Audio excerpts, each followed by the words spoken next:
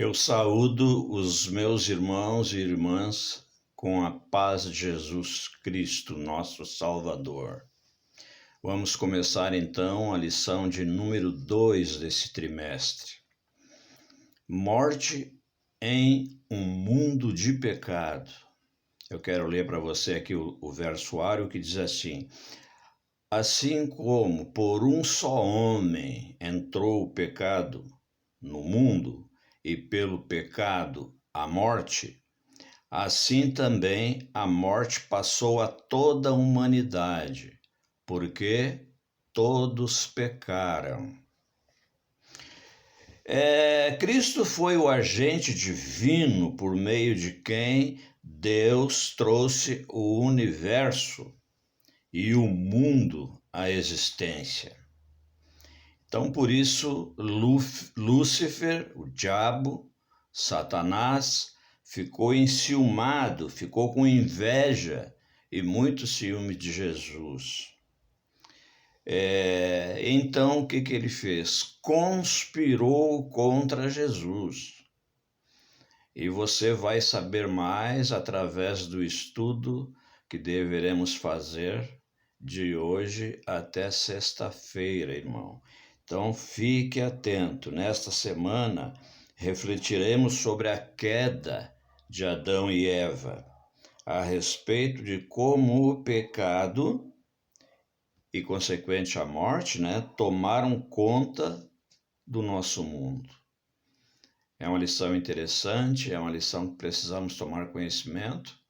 Rogo a Deus, peço, imploro que você estude bem para no sábado a gente se encontrar e discutir sobre ela, para aprendermos muito mais de Cristo. Amém?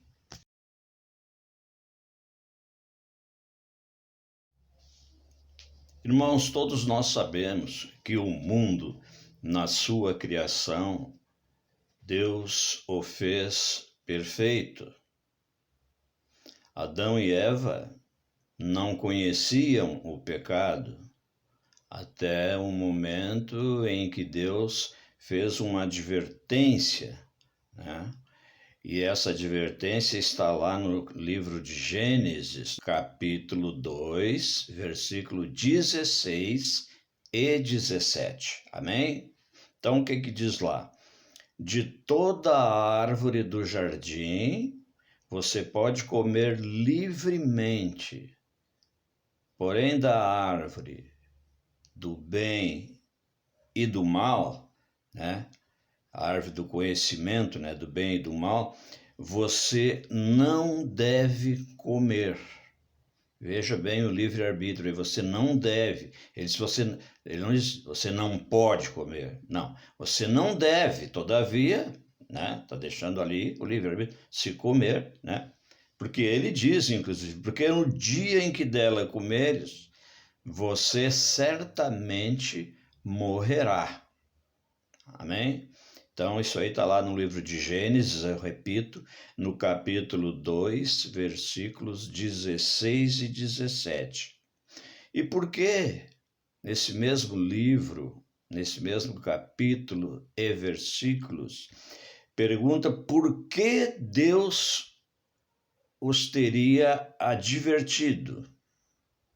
Ora, Deus conhecia o coração do homem, que certamente desobedeceria.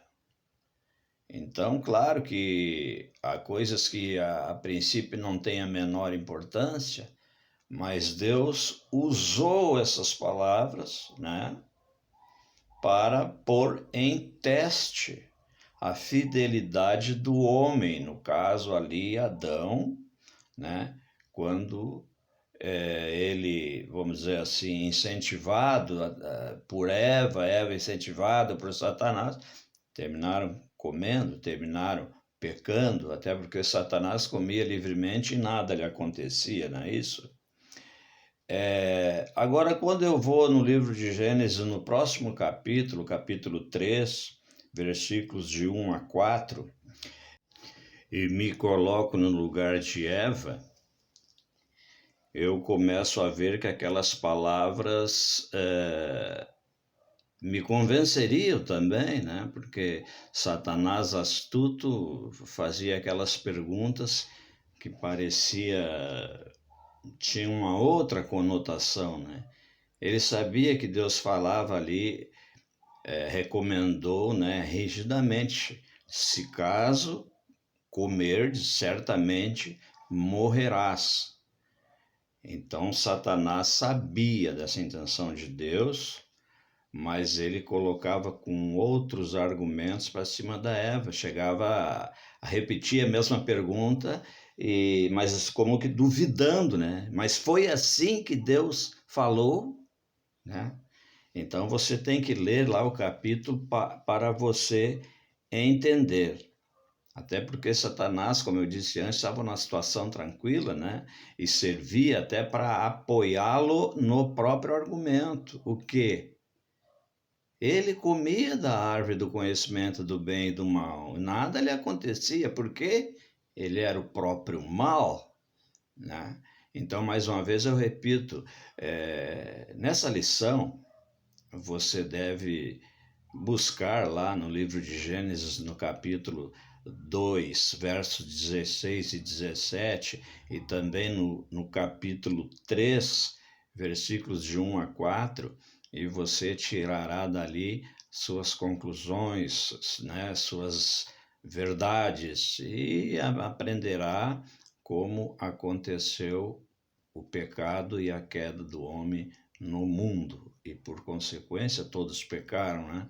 E nós estamos hoje aqui querendo aproveitar uma segunda chance que Cristo está nos dando. E ele voltará, meu irmão, ele voltará. E ele diz com outras palavras: se dela comer, certamente morrerá. Hoje ele diz assim: se você não me obedecer, certamente você não atingirá, não ganhará o seu galardão, né? Uma morada eternamente no céu. É isso que ele diz, meu irmão. Então, estudemos sua palavra, né? Sejamos fiéis a qualquer prova. Amém?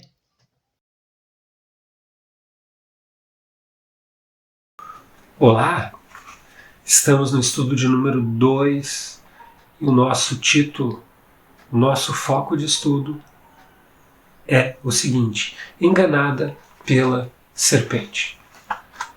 E ali nós temos o épico episódio no qual Eva acaba sendo enganada pela serpente, que era um animal sagaz, um animal astuto, porque naturalmente não era uma obra-prima da criação de Deus, assim como toda a criação, mas Satanás usa aquele animal para disseminar a mentira e convencer Eva de que a sua opinião, o seu conceito diante de determinados fatos era verdadeiro. E é claro, nós temos o desfecho dessa história lá em Gênesis, capítulo 3, mas eu gostaria de destacar o verso 5 do capítulo 3. Acompanhe comigo. Porque Deus sabe que no dia em que dele comerdes, se vos abrirão os olhos, e como Deus sereis conhecedores do bem e do mal. Ampliar o conhecimento, abrir os olhos. Esse é um desejo constante da humanidade. Quem não gosta de conhecer mais, de saber mais, de ter superioridade em termos de conhecimento? Isso atrai as pessoas. E com Eva não foi diferente. Ela vislumbrou dentro de sua mente e utilizou uma prerrogativa que Deus concede, que é justamente de tomar as suas decisões, de ter o livre-arbítrio. E após ter optado por seguir aquele caminho, o engano entra em território terrestre, entra em um ambiente perfeito. Lembramos que no estudo anterior, lá no céu, o engano tentou abrir caminho, mas não conseguiu. foi expulso. Ambiente terrestre, o engano tentou abrir caminho e, infelizmente, teve resultado.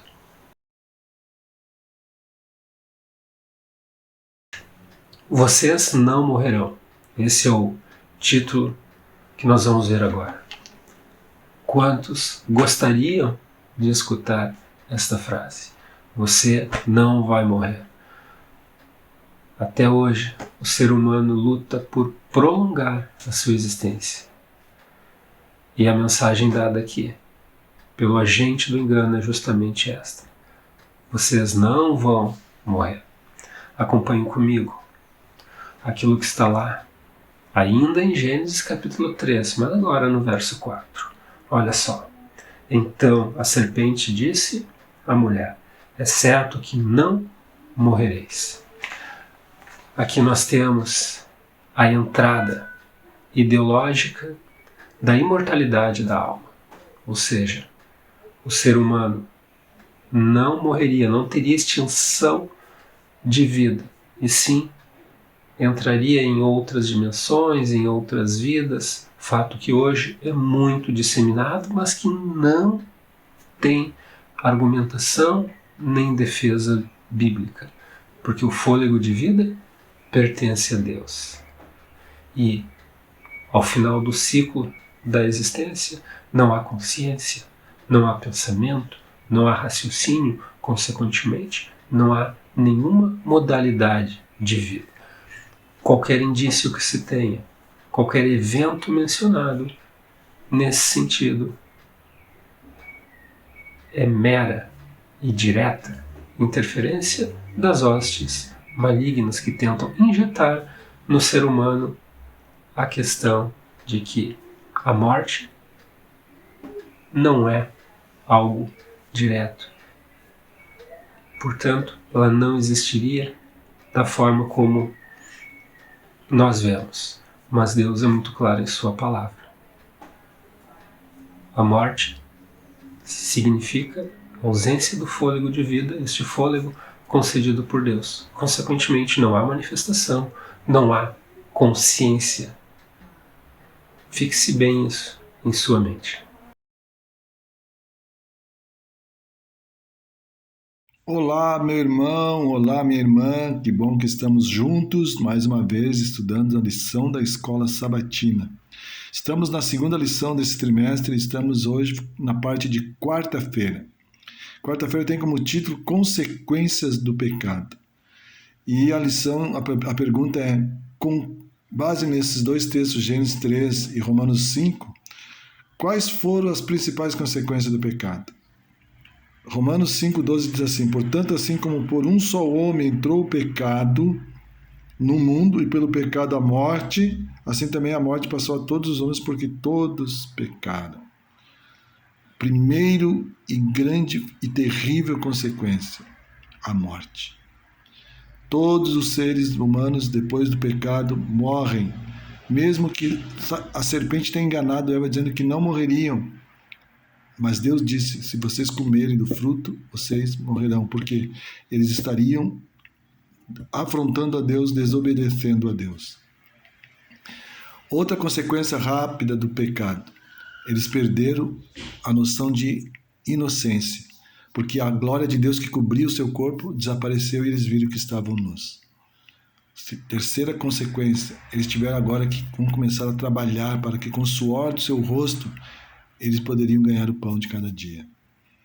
E uma quarta consequência imediata foi que o parto da Eva daqui para frente, todas as mulheres, seria doloroso, seria terrível às vezes. Porque o pecado causa dor, o pecado causa dificuldade, o pecado causa tristeza. E o pior, causa a morte e a separação entre nós e Deus. O que nos separa hoje de Deus, que cria um abismo entre nós e Deus, é o pecado. E a consequência do pecado é exatamente essas coisas que nós falamos. A morte é uma das piores, porque nós fomos criados para ter vida e em abundância, vida eterna.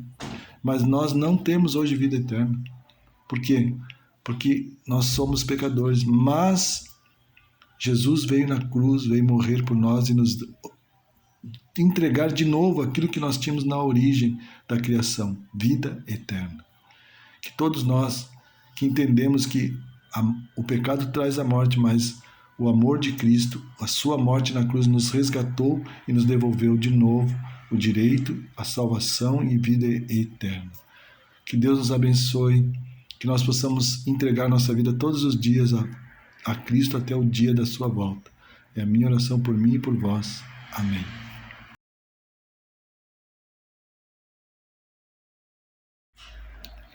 A lição de quinta-feira, ela tem como título a primeira promessa do Evangelho. Que esperança para a humanidade? Gênesis 3, 15 e 21. Em Gênesis 15, 21, Deus diz que a mulher o seu descendente vai esmagar a cabeça da serpente. E a serpente vai morder o calcanhar do descendente da mulher. Ou seja, Jesus iria destruir a serpente com o golpe fatal lá na cruz do Calvário. E lá na cruz do Calvário representa o golpe que a serpente deu em Jesus, ou seja, mordeu no calcanhar. Jesus morre, mas ele ressuscita e ali ele consegue materializar a salvação do ser humano. Mas a palavra aqui diz assim, que em meio à frustração e ao desespero, Deus proporcionou segurança para o presente e esperança para o futuro. Primeiro, amaldiçoou a serpente ao declarar, porém, inimizade entre você e a mulher, entre a sua descendência e o seu descendente, e o descendente dela. Este lhe ferirá a cabeça e você lhe ferirá o calcanhar. Deus usou também um sacrifício para ilustrar a promessa messiânica, ou seja, Jesus matou um cordeirinho para tirar a sua pele para vestir Adão e Eva, com a roupa justa, né, demonstrando a justiça de Cristo que nos vestiria. E ali, quando Jesus faz aquela que mata o cordeirinho, ele está dizendo que, em vez do casal morrer pelo pecado que tinham cometido, Deus oferece um cordeiro no lugar deles. Deus oferece o próprio Deus para morrer na cruz do Calvário. Ou seja, nós deveríamos morrer pelo pecado que cometemos, mas Deus assumiu por amor a nós, não porque nós merecemos, mas por amor a nós como seres. Deus assumiu a nossa culpa, morreu pelo nosso pecado na cruz do Calvário. Quando Adão, de acordo com as especiais determinações de Deus, fez uma oferta pelo pecado, foi para ele a mais dolorosa cerimônia. Sua mão devia se levantar para tirar a vida que somente Deus poderia dar e fazer uma oferta pelo pecado. Pela primeira vez, teria que testemunhar a morte, ao olhar para a vítima sanguentada, concentrando-se na segunda, na agonia da morte. Pela fé, o Filho de Deus, a quem vítima prefigurava e que devia morrer em sacrifício pelo ser humano. Jesus morreu pelo meu lugar. Eu agradeço a Cristo por isso. Senhor, muito obrigado pela salvação, pelo perdão e pelas tuas misericórdias. Por favor, não desista de nós, Pai. Vamos finalizar o nosso estudo. Resumindo, o pecado é um elemento destruidor. Destruidor porque ele incomoda, porque ele acaba com o ciclo de vida que Deus havia planejado. Esse ciclo seria um ciclo eterno. Contudo, a morte, quando ingressou no território terrestre, acabou colocando fim dentro do planejamento inicial de Deus. Mas não podemos nos esquecer de que o nosso Deus é estrategista, ele é fantástico ao idealizar o seu projeto de salvação. A redenção através de Cristo, ela é um elemento que derruba a morte. Não é à toa que Cristo ressuscitou, ele ressuscitou justamente com o objetivo de demonstrar que é possível vencer a morte. A morte é um inimigo, sim. Aquele que a gerou, que a desencadeou, que criou a mentira, este também é um inimigo que será destruído. Enquanto esta mensagem de imortalidade da alma é disseminada, enquanto a ideologia de que a morte não existe de forma direta, que ela pode continuar em outros métodos, em outras dimensões, Esteja muito atento para isso e siga o que diz a palavra de Deus. De que a morte é sim uma realidade e um inimigo indesejável. Mas existe um antídoto, existe uma solução através da pessoa de Jesus Cristo. Pense com muito carinho nisso e deposite toda a sua confiança no nosso Salvador. Nos encontramos na próxima semana. Até lá. Tchau, tchau. Senhor Deus, ajuda-me a entender a importância e a valorização que preciso dar ao tempo que recebo de Ti todos os dias. Que eu viva de acordo com a Tua vontade. Em nome de Jesus. Amém.